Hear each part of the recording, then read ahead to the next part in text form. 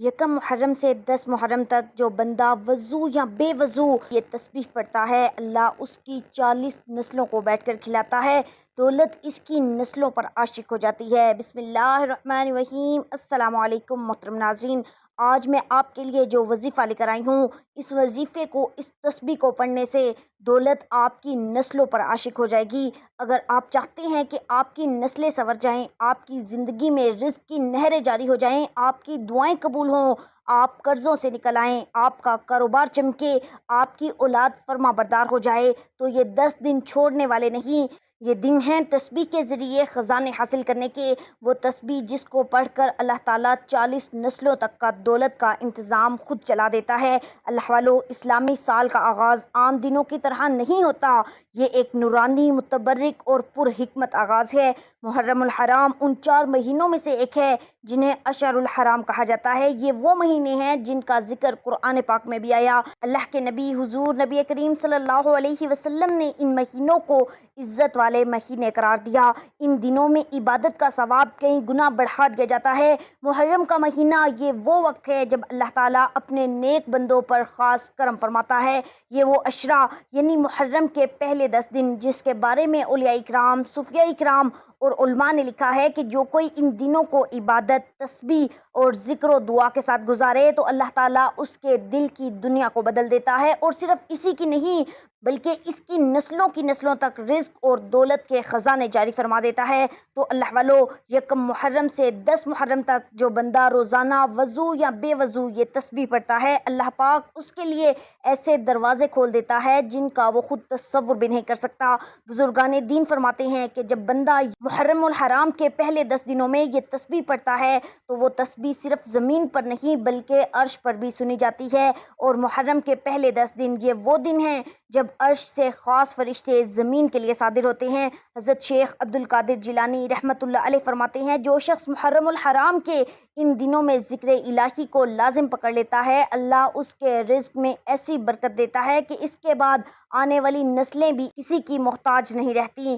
ایک ولی اللہ کا قول ہے کہ ہم نے جو کچھ پایا وہ ان دنوں کی برکت سے پایا۔ تو اللہ والو، یہ صرف ایک عمل نہیں، ایک تسبیح نہیں، یہ ایک تحفہ ہے، ایک خزانہ ہے جو وہ صرف اپنے چاہنے والوں کو عطا کرتا ہے۔ جو بندے ان دنوں کو غفلت میں گزار دیتے ہیں، حقیقت میں اپنے لیے اللہ کے دروازوں کو وہ بند کر لیتے ہیں، لیکن جو اس وقت کو قیمتی بنا لیتے ہیں اس کے لیے دنیا بھی سنورتی ہے اور آخرت بھی اس کی سنور جاتی ہے۔ تو اللہ والا، محرم الحرام کے پہلے 10 دنوں میں اگر آپ ہر نماز کے بعد اللہ سے خیر مانگیں، وضو کا اہتمام کریں اور دل سے اللہ کا ذکر کریں تو یقین جانیں جو بند دروازے ہیں وہ کھلیں گے، جو رکے ہوئے کام ہیں وہ چلیں گے، جو پریشانیاں ہیں وہ ختم ہوں گی، جو قرض، بھوک، فاقے، محتاجی، تنگی سب ختم ہو جائیں گے۔ حدیث مبارکہ میں آتا ہے، حضرت عبداللہ بن عباس رضی اللہ تعالیٰ عنہ سے روایت ہے کہ رسول اللہ صلی اللہ علیہ وسلم نے فرمایا، اللہ تعالیٰ بعض اسماء یعنی بعض اللہ کے نام جو ہیں ایسے رکھتا ہے جو جب بندہ اخلاص سے پکارے تو خزانے اس پر نازل ہو جاتے ہیں۔ تو یہ اسماء دراصل اللہ تعالیٰ کی ایسی صفات ہیں جن کے ذریعے دعا کی جائے تو رزق، عزت، دولت، ہر چیز میسر آ جاتی ہے۔ حضرت حسن بصری رحمۃ اللہ علیہ فرماتے ہیں کہ میں نے ایک فقیر کو اس تسبیح کے ذریعے مالدار بنتے دیکھا ہے اور ایک بادشاہ کو اس تسبیح کے ذریعے سخی بنتے دیکھا ہے۔ محرم الحرام اسلامی سال کا پہلا مہینہ ہے اور یہ 4 حرمت والے مہینوں ذوالقعدہ، ذوالحج، محرم اور رجب میں سے ایک ہے۔ اسلام سے پہلے بھی عرب اس مہینے میں جنگ و خون ریزی حرام سمجھتے تھے، اسلام نے اس کی حرمت کو برقرار رکھا۔ اللہ تبارک و تعالیٰ کا فرمان ہے، بے شک مہینوں کی گنتی اللہ کے نزدیک 12 مہینے ہے۔ اللہ کی کتاب میں جس دن سے اس نے آسمان و زمین بنائے ان میں سے 4 حرمت والے ہیں۔ اللہ والو، 10 محرم کو یوم عاشوراء کہا جاتا ہے جو بڑی فضیلت والا دن ہے۔ حضرت موسیٰ علیہ السلام اور بنی اسرائیل کو فرعون سے نجات اسی دن ملی۔ حضور صلی اللہ علیہ وسلم نے مدینے پہنچ کر یہودیوں کو 10 محرم کا روزہ رکھتے دیکھا تو فرمایا، ہم موسیٰ علیہ السلام کے تم سے زیادہ حقدار ہیں۔ پھر آپ صلی اللہ علیہ وسلم نے خود بھی روزہ رکھا اور صحابہ اکرام کو بھی حکم دیا۔ رسول اللہ صلی اللہ علیہ وسلم نے ارشاد فرمایا، میں امید رکھتا ہوں کہ اللہ تعالیٰ عاشوراء کے روزے کے بدلے 1 سال پہلے کے گناہ معاف فرما دے دے گا۔ آپ صلی اللہ علیہ وسلم نے اگلے سال 9 اور 10 محرم کے روزے رکھنے کا ارادہ فرمایا تاکہ یہودیوں کی مخالفت ہو، لیکن اس سے پہلے ہی آپ صلی اللہ علیہ وسلم کا وصال ہو گیا۔ 61 ہجری میں 10 محرم کو حضرت امام حسین رضی اللہ تعالیٰ عنہ کے نواسے اور ان کے ساتھیوں نے کربلا میں شہادت پائی۔ یہ واقعہ انتہائی دردناک واقعہ ہے، لیکن بعض لوگ غلو کرتے ہوئے سینہ کو بھی ماتم اور خود کو زخمی کرنے جیسے غیر شرعی اعمال کرتے ہیں جو اسلام میں جائز نہیں۔ 9 اور 10 محرم کے روزے رکھنا یا صرف 10 محرم کا صدقہ و خیرات کرنا، توبہ و استغفار کرنا، غیر شرعی بدعات سے بچیں۔ سینہ کو بھی زنجیر زنی اور نوحہ خوانی، محرم الحرام کو مہینہ غم سمجھنا، حالانکہ یہ اللہ کا محترم مہینہ ہے۔ جھوٹے واقعات یا من گھڑت قصے بیان کرنا۔ اللہ تعالیٰ ہمیں محرم الحرام کی برکتوں سے فائدہ اٹھانے اور گناہوں سے بچنے کی توفیق عطا فرمائے۔ اللہ پاک آپ کے تمام مصائب، مشکلات، پریشانیاں، تکالیف اور بیماریاں اس محرم الحرام کی برکت سے ہمیشہ کے لیے ختم فرمائے۔ اے اللہ، اس محرم الحرام کی برکت سے آپ سب لوگوں کی ہزاروں حاجات اور ضروریات اپنے غیبی خزانوں سے پوری فرما۔ اے اللہ، محرم الحرام کی برکت سے ان سب کے گھر، ان کی اولاد، ان کے رزق اور ان کے مال و دولت میں اپنی خصوصی برکتیں نازل فرما۔ اے اللہ، محرم الحرام کی برکت سے ان کی اولاد کو اچھے سے اچھے گھرانوں میں رشتے اور اچھے سے اچھا روزگار، کاروبار اور سرکاری جاب نصیب فرما۔ اے اللہ، بے گھر ساتھیوں کو اپنے گھر نصیب فرما، بیماروں کو شفائے کاملہ عاجلہ نصیب فرما، مشکلات اور تکالیف میں پھنسے ہوئے لوگوں کو مشکلات اور تکالیف سے ہمیشہ کے لیے نجات دلا۔ اے اللہ، جو ساتھی بے اولاد ہیں ان کو نیک اور صالح اولاد نرینہ عطا فرما۔ اے اللہ، ان کی دلی مرادیں اور دلی حاجات کو اپنے غیبی خزانوں سے پورا فرما۔ آمین ثم آمین۔ اے اللہ، جو بہن بھائی ہمارے ساتھ ان دعاؤں میں شامل ہونا چاہتے ہیں کمنٹس میں ایک بار آمین ضرور لکھیے گا اور ساتھ میں اپنا نام ضرور لکھ دیجیے گا۔ اللہ والو، آج کی ویڈیو میں آپ کے لیے جو عمل لے کر میں آپ کی خدمت میں حاضر ہوئی ہوں، یہ محرم الحرام کا وظیفہ ہے۔ آپ کا ہر ادھورا کام انشاءاللہ العزیز منٹوں میں پورا ہو جائے گا۔ آپ جتنا چاہیں گے اس وظیفے کی برکت سے اور اللہ کے فضل و کرم سے آپ کو مل جائے گا۔ ایسے بابرکت وظائف اور بابرکت مواقع انسان کو بہت کم ملتے ہیں۔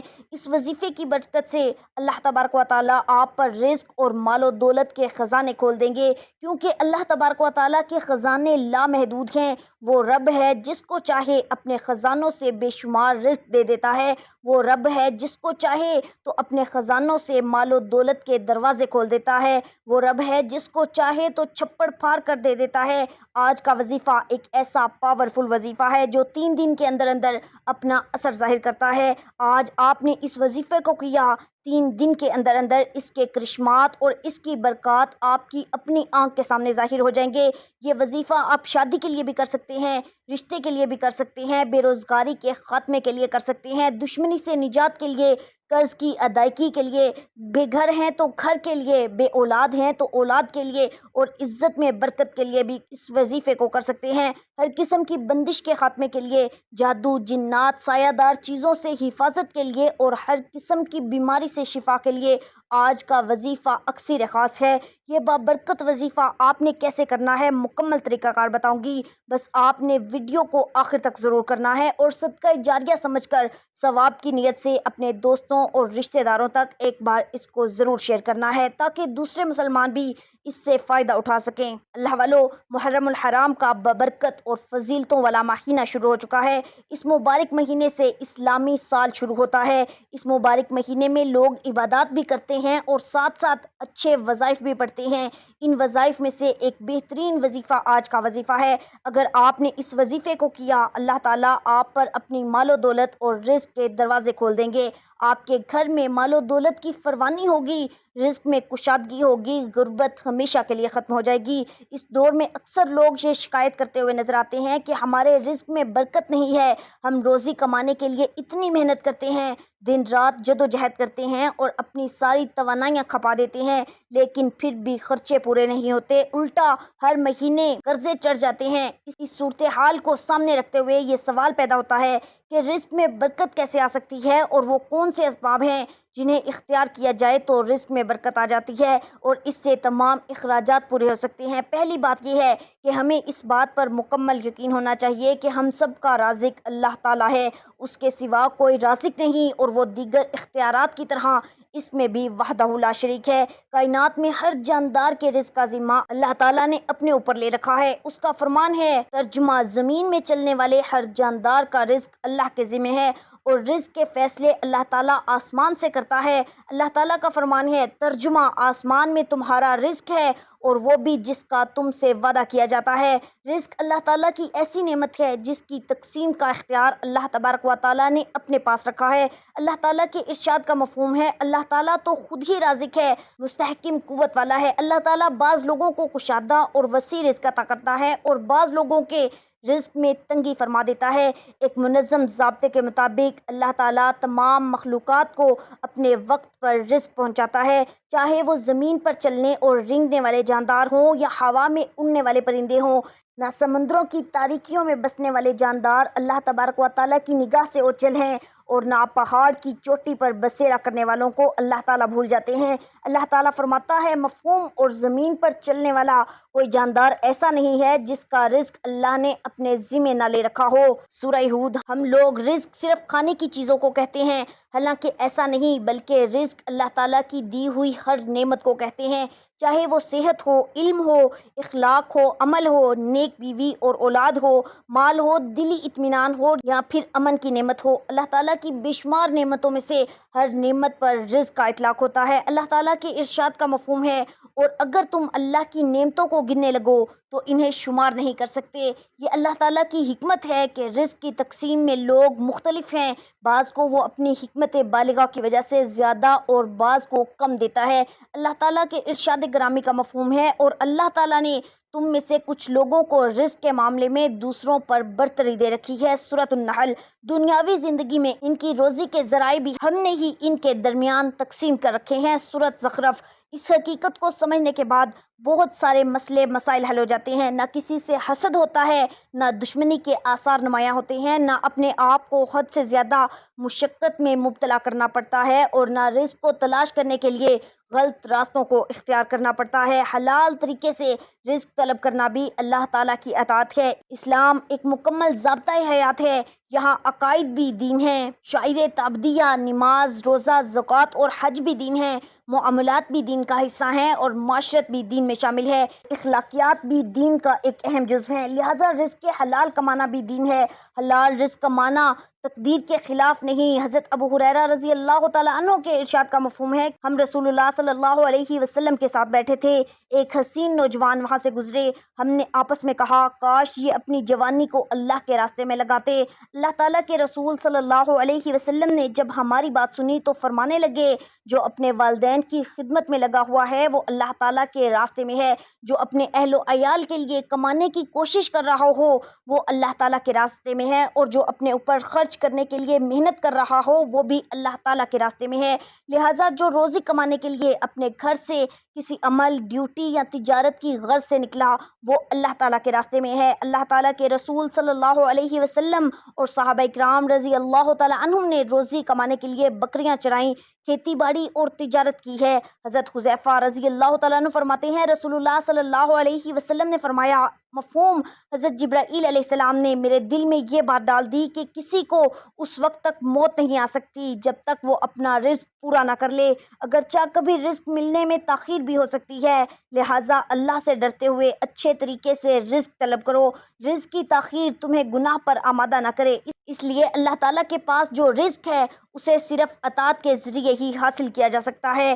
دنیا میں ہر انسان کشادہ رزق کے لیے کوشاں رہتا ہے، لیکن بسا اوقات اسے پوری طرح کامیابی نہیں ملتی۔ قرآن پاک اور حدیث مبارکہ میں بعض اعمال کو رزق کی ترقی کے لیے بہترین سبب قرار دیا گیا ہے۔ ان اعمال میں بعض کا تذکرہ یہاں کیا جاتا ہے۔ تقویٰ اختیار کرنا۔ انسان کو جب دولت کی فکر لاحق ہوتی ہے تو بعض اوقات وہ حلال اور حرام کی تمیز کیے بغیر ہر قسم کے مال اور رزق کو جمع کرنے اور اسے حاصل کرنے کی کوشش کرتا ہے، چنانچہ وہ سود، جوا، رشوت، ناپ تول میں کمی اور اجتماعی اموال کو ہڑپ کرنے سے بھی دریغ نہیں کرتا، لیکن وہ اس ساری تگ و دو میں یہ بات بھول جاتا ہے کہ اللہ تعالیٰ نے مال اور رزق میں برکت کو تقوی کے ساتھ منسلک کیا ہے۔ یہی وجہ ہے کہ بہت ساری غلط کوششوں کے باوجود بھی بعض لوگوں کی ضرورتیں پوری ہوتی نظر نہیں آتی۔ اللہ تعالیٰ کے ارشاد کا مفہوم ہے، اور جو کوئی اللہ سے ڈرے گا اللہ تعالیٰ اس کے لیے مشکل سے نکلنے کا راستہ پیدا کرے گا اور اسے ایسی جگہ سے رزق عطا کرے گا جہاں سے اسے کبھی گمان بھی نہیں ہوگا۔ شکر ادا کرنا، شکر کی توفیق ایک ایسی نعمت ہے کہ جس کی وجہ سے اللہ تعالیٰ دیگر نعمتوں میں اضافہ فرماتا ہے۔ اللہ تعالیٰ کے ارشاد کا مفہوم ہے، اور وہ وقت بھی یاد کرو جب تمہارے پروردگار نے اعلان فرما دیا تھا کہ اگر تم نے واقعی شکر ادا کیا تو میں تمہیں اور زیادہ دوں گا۔ سورہ ابراہیم۔ یہاں یہ بات بھی قابل ذکر ہے کہ اللہ تعالیٰ نے شکر کو حلال مال کے ساتھ جوڑ دیا ہے، چنانچہ فرماتا ہے اے ایمان والو، جو پاکیزہ چیزیں ہم نے تمہیں رزق کے طور پر عطا کی ہیں ان میں سے جو چاہو کھاؤ اور اللہ کا شکر ادا کرو۔ سورہ البقرہ۔ رزق میں برکت اور پرسکون زندگی کے اسباب میں سے ایک اہم سبب صلہ رحمی یعنی رشتہ داروں کے ساتھ اچھا برتاؤ کرنا بھی ہے۔ رسول اللہ صلی اللہ علیہ وسلم فرماتے ہیں جو چاہتا ہے کہ اس کا رزق کشادہ ہو جائے، اس کی عمر لمبی ہو جائے، تو اسے چاہیے کہ وہ صلہ رحمی کرے۔ صلہ رحمی ایک ایسی عظیم صفت ہے جس کی وجہ سے آدمی پر رزق کے دروازے کھل جاتے ہیں اور اس میں برکت پیدا ہوتی ہے۔ اسلام میں صدقہ کرنے کی بہت زیادہ فضیلت بیان کی گئی ہے، اس کی وجہ سے بھی رزق میں برکت ہوتی ہے، اور صدقہ اللہ تعالیٰ کی نعمتوں کو صدقہ کرنے والے کی طرف کھینچتا ہے۔ رسول اللہ صلی اللہ علیہ وسلم کا ارشاد ہے، اللہ تعالیٰ فرماتا ہے خرچ کرو تم پر خرچ کیا جائے گا۔ مسلمان کا ہر نیک عمل اس کے لیے دنیا اور آخرت کی بھلائیوں کا ذریعہ ہے۔ نیک عمل سے آدمی کی آخرت تو بنتی ہے، اس کے ساتھ دنیا بھی سنور جاتی ہے۔ اللہ تبارک و تعالیٰ کے ارشاد کا مفہوم ہے، پھر جو لوگ ایمان لائے ہوں گے اور انہوں نے نیک عمل کیے ہوں گے ان کو ان کا پورا پورا ثواب دے گا اور اپنے فضل سے اسے زیادہ بھی دے گا۔ اللہ والو، اگر آپ چاہتے ہیں کہ آپ کی نسلیں سنور جائیں، آپ کی زندگی میں رزق کی نہریں جاری ہو جائیں، آپ کی دعائیں قبول ہوں، آپ قرضوں سے نکل آئیں، آپ کے کاروبار چمک جائیں، آپ کی اولادیں فرما بردار ہو جائیں، تو یہ 10 دن بہت اہم ہے۔ ان دنوں میں رب کا ذکر کریں، اور یہ تسبیح جو میں آج آپ کو بتانے لگی ہوں، اس تسبیح کو پڑھنے سے گھر سے غربت تنگ دستی کا خاتمہ ہو جائے گا، آپ کی ہر حاجت پوری ہو جائے گی۔ آپ ساری زندگی جھولیاں اٹھا اٹھا کر دعائیں دو گے کہ واقعی کسی نے کوئی وظیفہ بتایا تھا، وہ جو ساری عمر نہ مل سکا، آج اس تسبیح کو پڑھنے سے انشاءاللہ مل جائے گا۔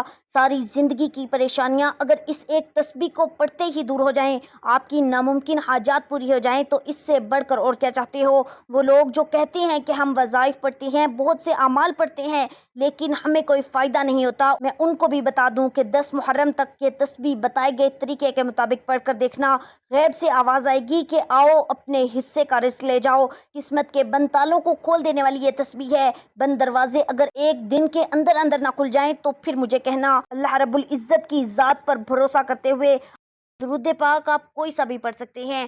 آپ صلی اللہ علیہ وسلم پڑھ لیں، صلی اللہ علیہ محمد پڑھ لیں، یا نماز والا درود پاک درود ابراہیمی پڑھ لیں، اور درود ابراہیمی پڑھیں تو یہ سب سے بہتر ہے، کیونکہ درودوں میں سب سے افضل درود درود ابراہیمی ہے، اور یہ نبی پاک صلی اللہ علیہ وسلم کا محبوب درود ہے۔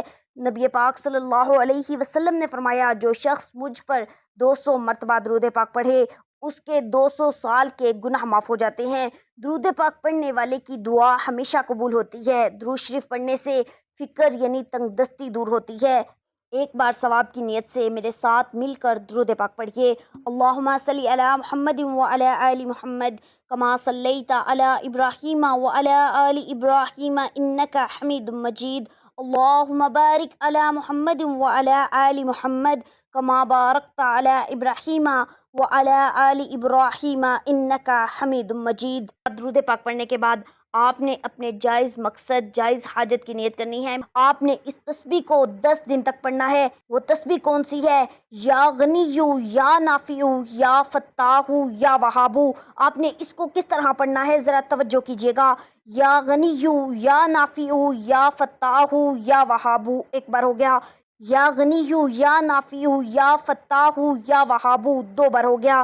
یا غنیو یا نافیو یا فتاحو یا وہابو 3 بار ہو گیا۔ اس طرح آپ نے ہر روز کسی بھی نماز کے بعد یا چلتے پھرتے وضو بے وضو اس کی کم از کم ایک تسبیح پڑھنی ہے۔ آپ نیت کریں رزق، دولت، نسلوں کی کامیابی اور روحانی بلندی کی، اور پھر دیکھیں کیسے آپ کے دروازے کھلتے ہیں، کیسے آپ کے دشمن مغلوب ہوتے ہیں، کیسے آپ کے قرضے اترتے ہیں، اور کیسے آپ کا نام آپ کی نسلوں میں روشنی بن کر چمکتا ہے۔ اللہ پاک ہم سب کو اس عمل کی توفیق عطا فرمائے۔ محرم الحرام کے ان بابرکت دنوں کو غفلت میں نہ گزاریں۔ پورا سال زندگی میں آنے والی پریشانیوں سے بچنا چاہتے ہیں تو آپ اس تسبیح کو لازمی پڑھیں۔ اگر آپ کو ویڈیو اچھی لگی ہو تو اسے لائک اور شیئر ضرور کرنا، اور چینل کو سبسکرائب کرنا۔ اللہ تعالیٰ آپ سب کو خوش اور آباد رکھے۔ اپنے رزق میں برکت اور وسعت کے لیے اللہ تعالیٰ کے 99 ناموں میں سے کوئی ایک نام کمنٹس میں ضرور ٹائپ کیجیے گا۔